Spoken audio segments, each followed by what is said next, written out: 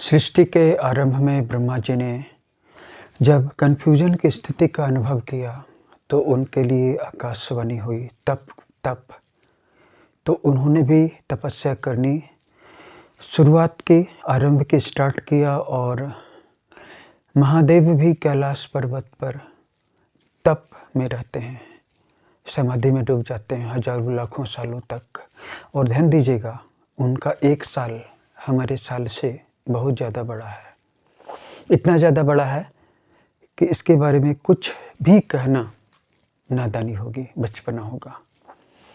वो महादेव भी जिनको जगत में कुछ भी प्राप्त करना संभव नहीं है और जो किसी को भी सिर्फ देते हैं, सबसे बड़े दाता हैं, सबसे बड़े दानी हैं, देवादिदेव महादेव हैं, जिनकी स्तुति स्वयं विष्णु भगवान भी करते हैं, जिनकी भक्ति स्वयं विष्णु भगवान ही करते हैं। वो महादेव भी दिन रात तप करते रहते हैं।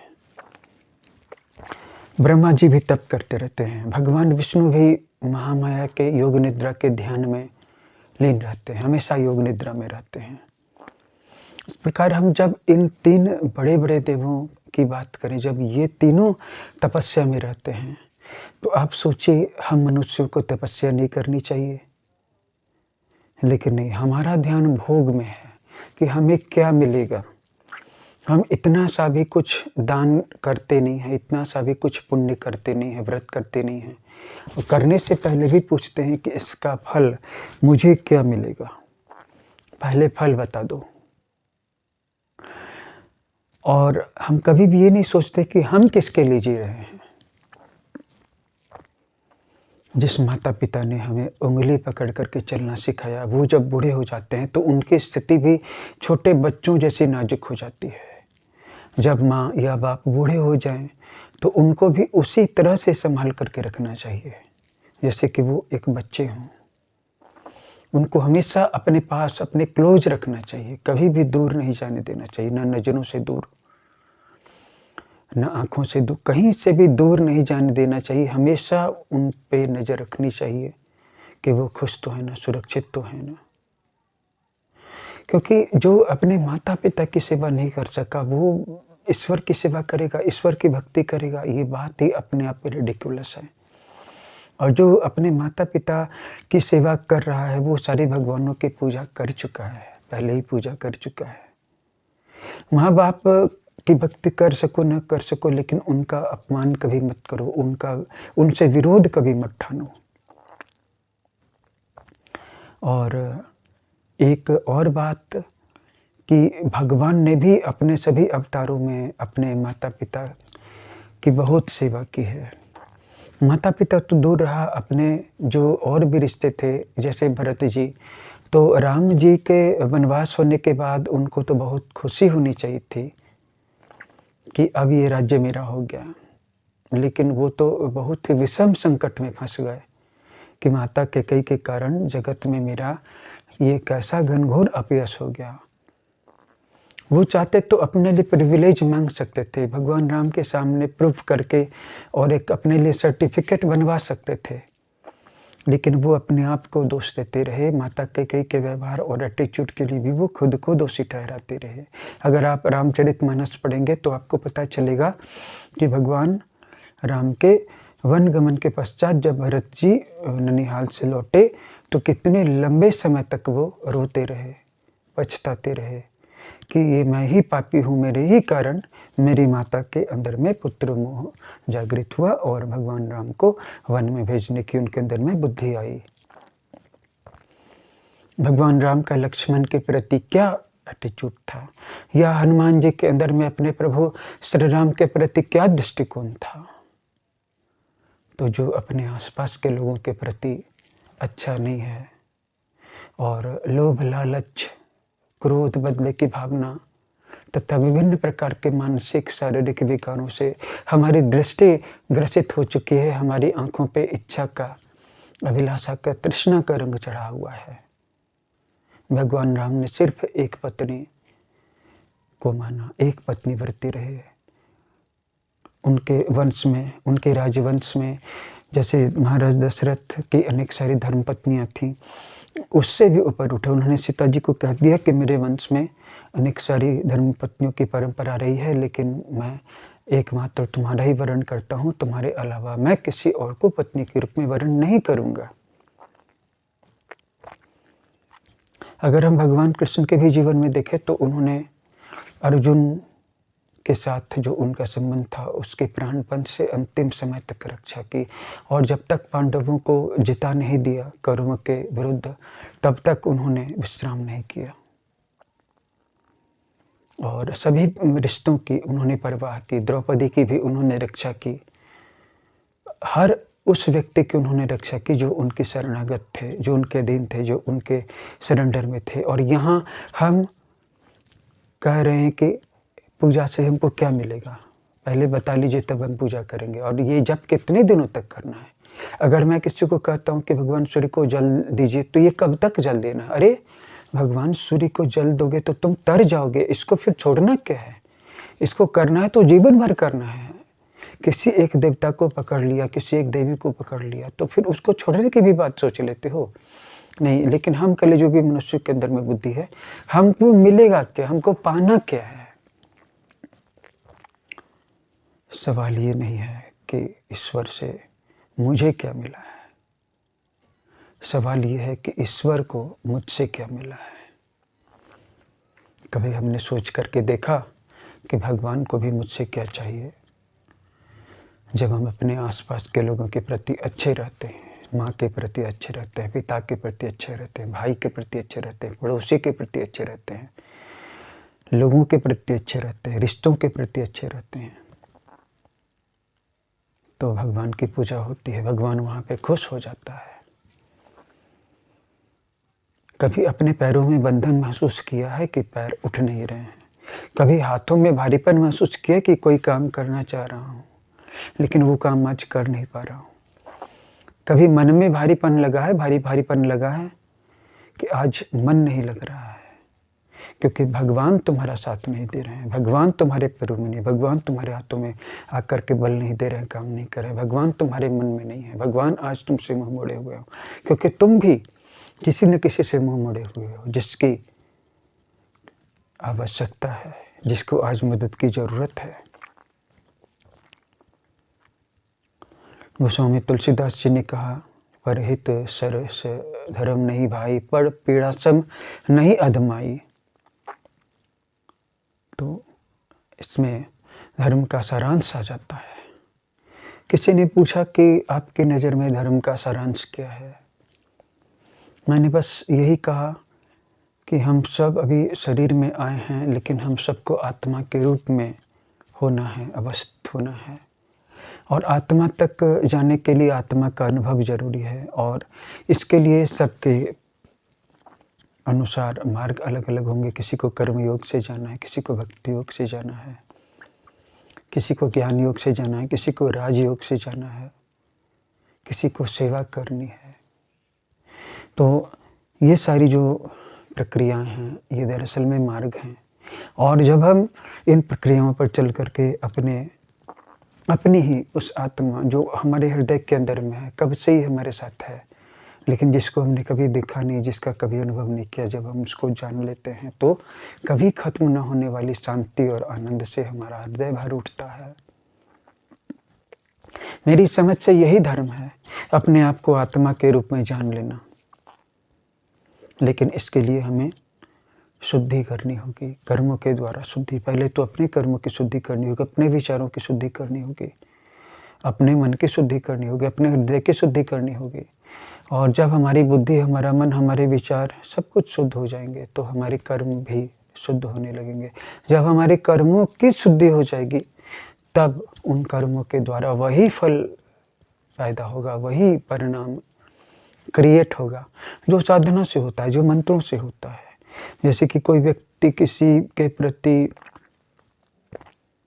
सद्भावना से भर करके उसकी कोई मदद कर देता है, उसके प्रति दयालु रहता है, उससे झूठ नहीं बोलता है, उसके साथ छल नहीं करता है, तो ये भी एक प्रकार की साधना है। लेकिन बस ये साधना कर्म योग के डायमेंशन में है। इसका जो पैराडाइम है वो कर्म योग के क्षेत्र में है बस।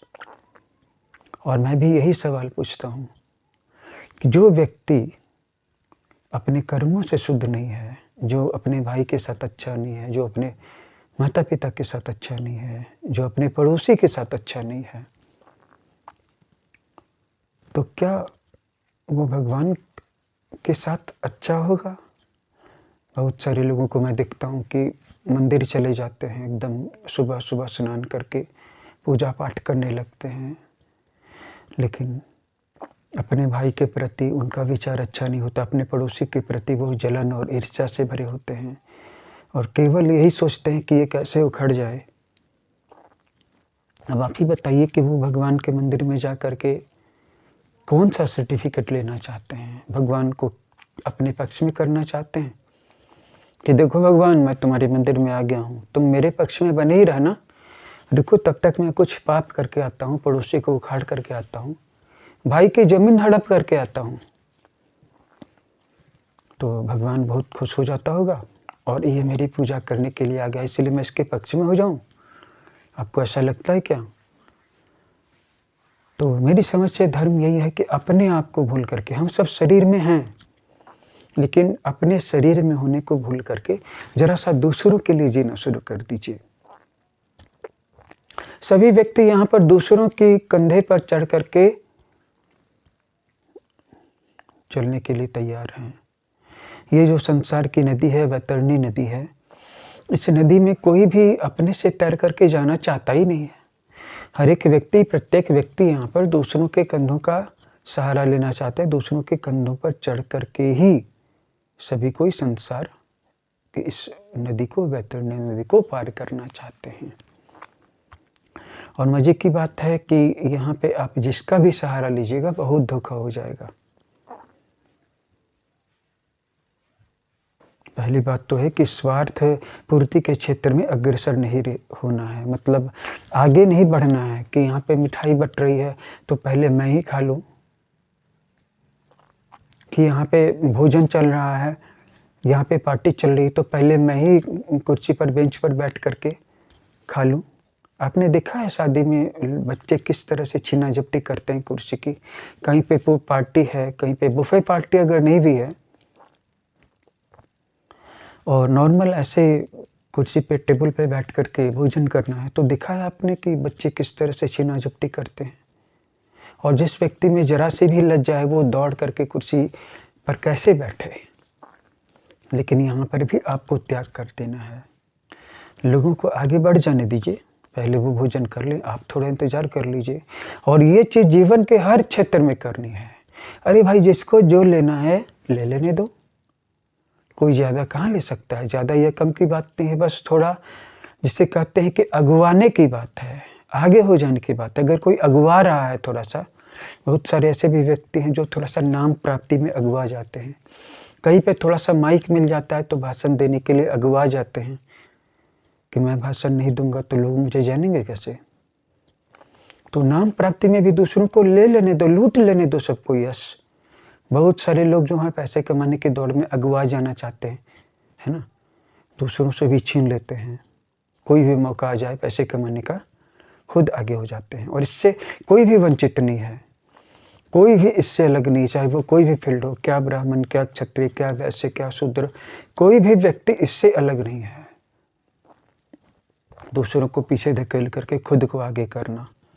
लेकिन जिस दिन हम दूसरे लोगों को आगे करना शुरू कर देंगे और दूसरे लोगों के लिए जीना शुरू कर देंगे, इसकी शुरुआत तो घर से ही होगी। मेरी माँ ने खाना खाया है कि नहीं, मेरे पिता ने भोजन किया है कि नहीं, मेरा भाई कहाँ गया होगा,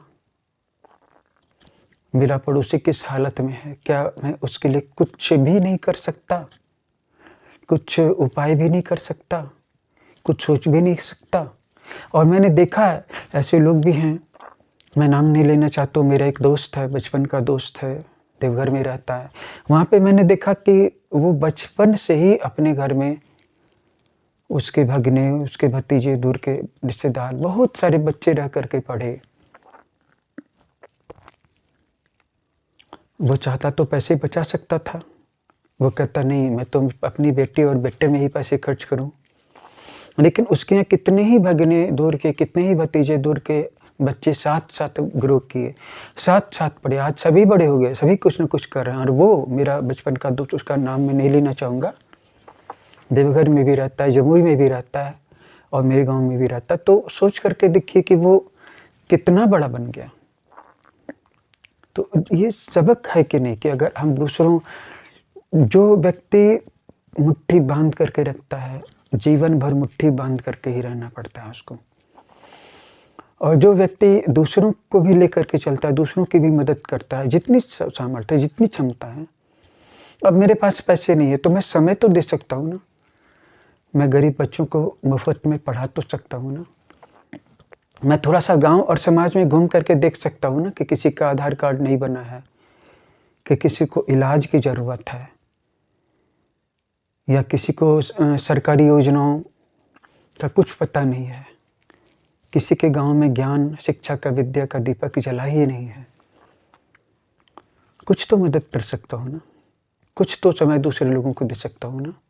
अगर मैं पैसे नहीं दे सकता, अगर मैं पैसे दे सकता हूँ तो गांव में जाकर के जो भूखे लोग हैं उनके लिए मैं कुछ अनाज, अन्न की व्यवस्था कर सकता हूँ, फूड की व्यवस्था कर सकता हूँ। अगर मेरे पास पैसे नहीं तो गांव के गरीब बच्चों को अगर 1 घंटा नहीं तो आधे घंटे तो फ्री में पढ़ा ही सकता हूँ। ये तो तब होगा ना जब मैं अपने लिए जीना शुरू करूँगा या दूसरों के लिए जीना शुरू करूँगा। कब होगा ये? सिंपल सी बात है। ये तो तभी होगा ना जब मैं दूसरों के लिए जीना शुरू करूँगा। अभी तक तो मैं अपने लिए ही जी रहा हूँ और उसमें भी मार काट है कि दूसरे लोगों को धकिया करके, ब्राह्मण भी वही कर रहा है कि दूसरे ब्राह्मण को पूजा पाठ नहीं लग जाए। एक ठेकेदार भी वही कर रहा है कि मैं इस विधायक के ज़्यादा नज़दीक हो जाऊँ, कोई दूसरा व्यक्ति जो है विधायक के नज़दीक नहीं चला जाए, वो उसका प्रिय कार्यकर्ता नहीं बन जाए, मैं ही रहूं। मतलब हर एक व्यक्ति हर एक फील्ड में दूसरे को धकिया ही रहा है। एक व्यक्ति यहाँ पर किसी चीज़ की एजेंसी खोलता है, बिजनेसमैन है, अब उसी के सामने दूसरा दुकानदार उसी चीज़ की एजेंसी, उसी चीज़ की दुकान खोल करके इसका बिजनेस, इसकी बिक्री डाउन कर देता है। मतलब हर जगह धकियाने का ही काम है। हम अपने लिए ही जी रहे हैं, हर जगह मारामारी है। और क्या मारामारी है कि मैं ज़्यादा पिछड़ा हूँ, वो अपने आप को ज़्यादा पिछड़ा नहीं कह दे कि मुझे ज़्यादा वोट मिल जाए, मेरा वोट वो नहीं छीन ले। भाई किसी जगह तो किसी से भाईचारा कायम करो, किसी जगह तो दूसरे को भी आगे होने दो। समझो कि कहीं ना कहीं से तो वो तुम्हारा भाई है। एक बार तो ब्रह्मांड पे, यूनिवर्स पे यकीन करके देखो, जिसके पास जो है उसी से वो मदद करे, तब मुक्ति का मार्ग प्रशस्त होगा। और नहीं तो फिर जो है जैसा है वो तो चल ही रहा है।